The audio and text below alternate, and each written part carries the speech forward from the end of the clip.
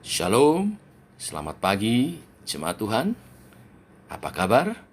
Saya harap semua dalam keadaan baik dan sehat.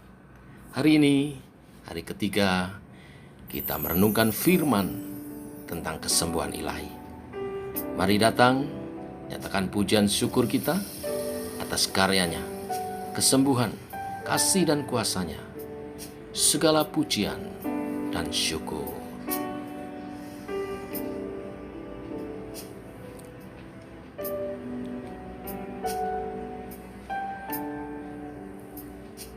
Kau Tuhan yang selamatkanku,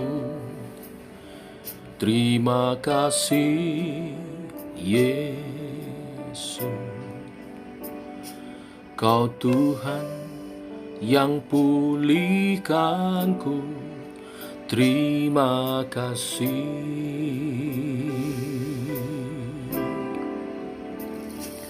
Kau Tuhan yang sembuhkanku,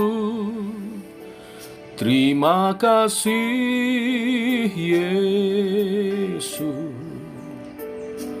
Kau Tuhan memberkatiku, terima kasih. Segala pujian dan syukur hanya bagimu Yesus. Dengan apakah ku balas kasih-Mu? Segala hormat kemuliaan hanya layak bagimu. Ku sembah Yesus seumur hidupku.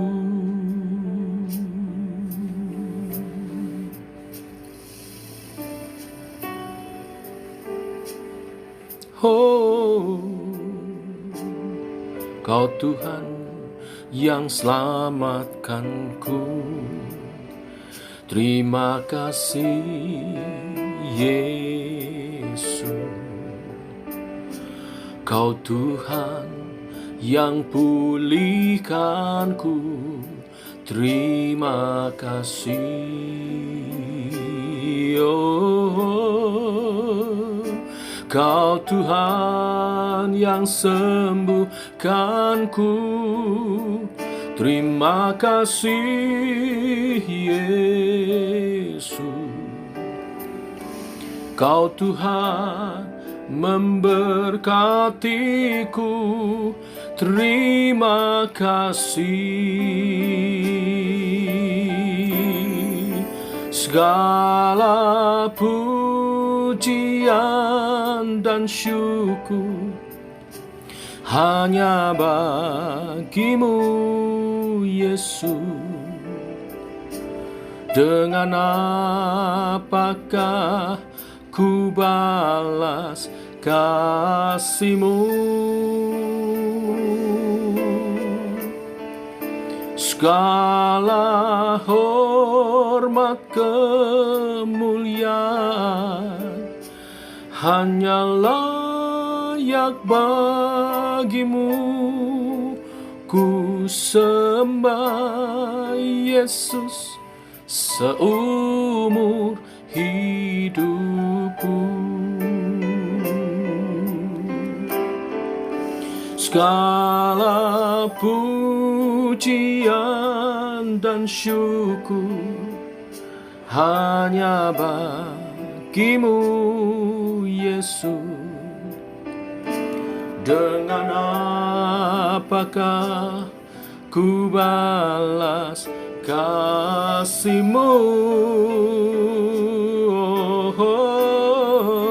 Segala hormat kemuliaan hanya layak bagimu.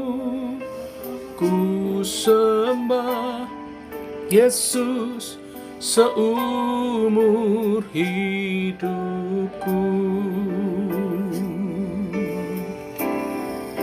Segala hormat kemuliaan hanya layak bagimu. Ku sembah Yesus seumur hidupku.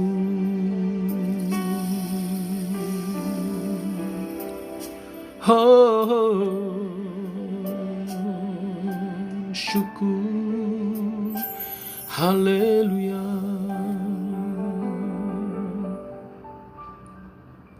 Segala puji, syukur hanya bagimu Tuhan atas segala karyamu, keselamatan, pemulihan, kesembuhan yang kau nyatakan dalam hidup kami.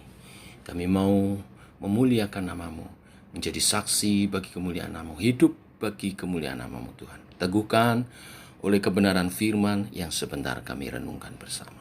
Dalam nama Tuhan Yesus Kristus. Amin. Bapak Ibu, kita telah sampai kepada sesi yang ketiga, seri kesembuhan ilahi. Kali ini kita lanjutkan dalam Matius pasal 8 ayat 14 sampai 17. Demikian firman Tuhan. Yesus menyembuhkan ibu mertua Petrus dan orang-orang lain. Setibanya di rumah Petrus, Yesus pun melihat ibu mertua Petrus terbaring karena sakit demam. Maka dipegangnya tangan perempuan itu, lalu lenyaplah demamnya. Ia pun bangunlah dan melayani dia. Menjelang malam, dibawalah kepada Yesus banyak orang yang kerasukan setan. Dan dengan sepatah kata Yesus mengusir roh-roh itu dan menyembuhkan orang-orang yang menderita sakit. Hal itu terjadi supaya genaplah firman yang disampaikan oleh Nabi Yesaya. Dialah yang memikul kelemahan kita dan menanggung penyakit kita. Amin. Sesi ketiga dari kesembuhan ilahi kali ini berbicara tentang mengapa Tuhan mengaruniakan kesembuhan ilahi. Yang pertama adalah agar menjadi kesaksian bagi banyak orang. Perhatikan di ayat 14, setibanya di rumah Petrus.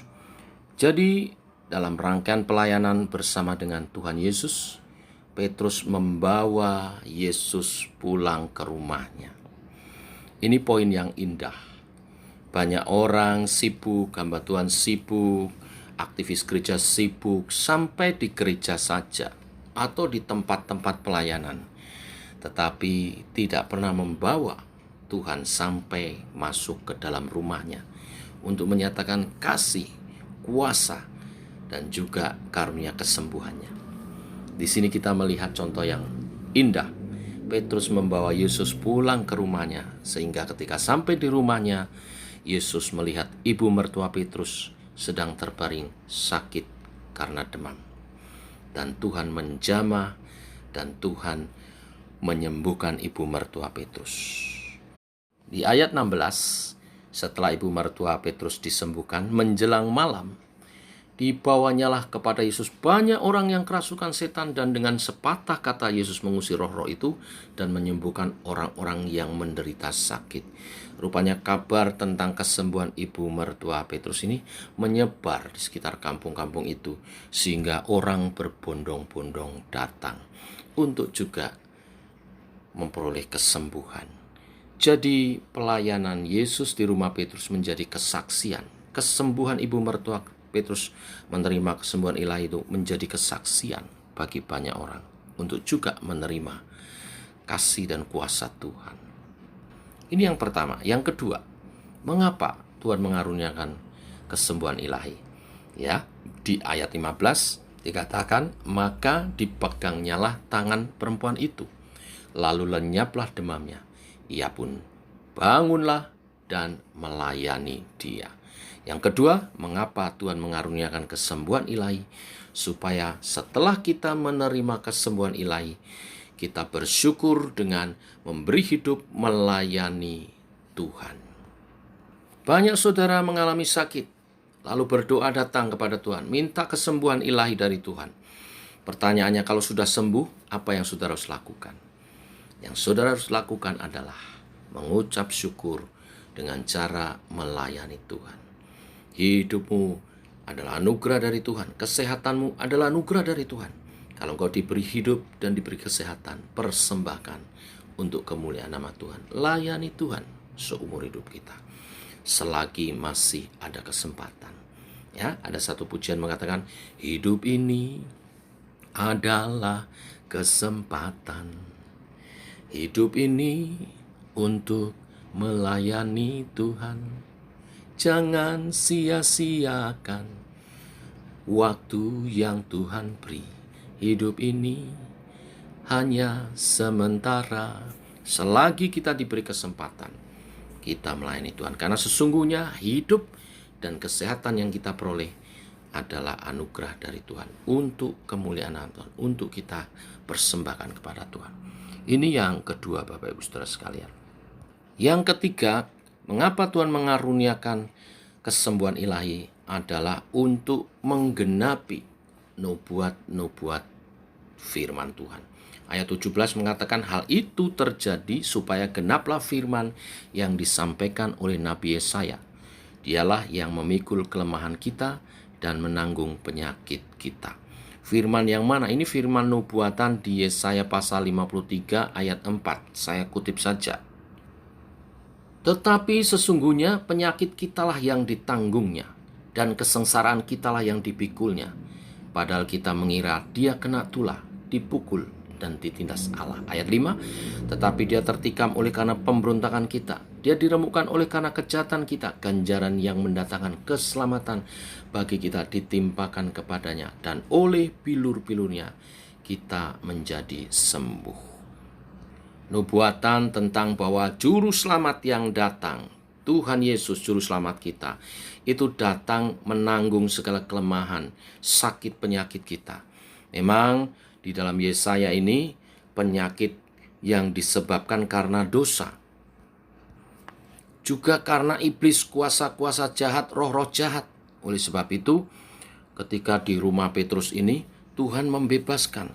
Ada kemungkinan besar ya, bahwa ibu mertua Petrus itu sakit demam karena dirasuk roh jahat.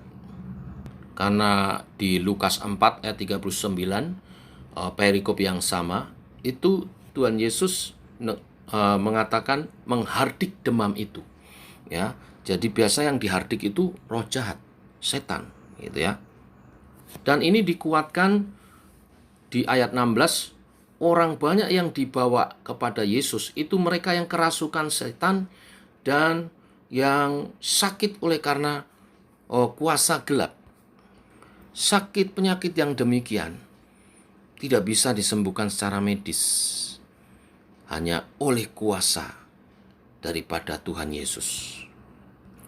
Lalu apakah berarti Tuhan hanya menyembuhkan sakit penyakit yang disebabkan karena dosa atau karena kuasa gelap atau karena setan-setan? Tidak, Bapak Ibu Saudara sekalian. Semua sakit penyakit Tuhan sembuhkan dan Tuhan sudah tanggung. Tetapi pada dasarnya sakit penyakit hadir dalam kehidupan manusia itu sejak manusia itu jatuh dalam dosa. Kesembuhan ilahi yang Tuhan nyatakan ketika menyembuhkan ibu mertua Petrus dan orang-orang yang datang di rumah Petrus adalah kegenapan dari mesianik misi yang dia bawa sebagai Mesias bagi dunia ini. Menyembuhkan segala penyakit karena dosa dan kuasa jahat, sekaligus kemudian menyembuhkan segala sakit penyakit baik jiwa maupun juga sekaligus tubuh. Karena yang rohani dibenarkan, maka jiwa dan tubuhnya akan mengikuti. Demikian kebenaran firman hari ini. Tuhan memberkati. Mari kita berdoa. Bapa, kami mengucap syukur untuk hari yang baru, hari yang limpah dengan berkat-Mu. Kami mengucap syukur juga untuk kebenaran firman yang kami dengar hari ini. Mengapa Engkau mengaruniakan kesembuhan ilahi? Supaya kami menjadi kesaksian akan kasih dan kuasa Tuhan. Dan supaya kami mengucap syukur dengan memberi hidup melayani Engkau. Dan supaya kebenaran-kebenaran firman-Mu digenapi atas kehidupan kami. umat-Mu, gereja-Mu Tuhan. Engkau hadir menebus segala dosa dan memberi keselamatan, membebaskan kami dari segala kelemahan, sakit penyakit, dan kuasa roh jahat. Kami hidup bagi kemuliaan nama-Mu. Hari ini kami berdoa untuk gereja Tuhan, supaya dalam pelayanannya menyatakan kasih dan kuasa Tuhan, kesembuhan ilahi bagi yang sakit, yang dikuasai oleh roh jahat. Tuhan bebaskan dalam nama Tuhan Yesus, dan melenyapkan segala kelemahan, kemiskinan, keterbelakangan. Gereja-Mu menyatakan diri dalam firman dan roh, mengatasi segala kelemahan daripada umat manusia, menjadi kesaksian kemuliaan Tuhan di bumi seperti di surga. Urapi hamba-hamba-Mu, urapi umat-Mu untuk menjadi alat kemuliaan-Mu sebagai gereja-gereja yang misioner, memberitakan Injil keselamatan bagi dunia ini. Engkau melawat daripada umat-Mu, gereja-Mu Tuhan, dalam pemberitaan Injil, sehingga daerah-daerah yang tertutup dibukakan, Injil diberitakan. Banyak orang bertemu secara pribadi dengan Engkau, hidupnya diubahkan dan menjadi umat-Mu untuk hidup memuliakan Engkau. Berkati hamba-hamba-Mu yang ada di ladang misi, secara khusus Bapak Pendeta Suryawan yang ada di Korea Selatan. Tuhan protek, Tuhan jaga, lindungi, Tuhan cukupkan segala kebutuhannya, pakai untuk kemuliaan nama-Mu, menyatakan kasih kuasa, juga kesembuhan ilahi bagi jemaat yang dilayani, bagi jiwa-jiwa baru yang bertemu melalui hamba-Mu, untuk bertemu dengan Engkau secara pribadi, menerima Yesus sebagai Tuhan dan Juru Selamat. Demikian doa-doa kami Tuhan. Kami naikkan di dalam nama Tuhan Yesus Kristus. Amin. Demikian doa pagi kita saudara. Selamat pagi, selamat berjalan bersama dengan Tuhan. Shalom.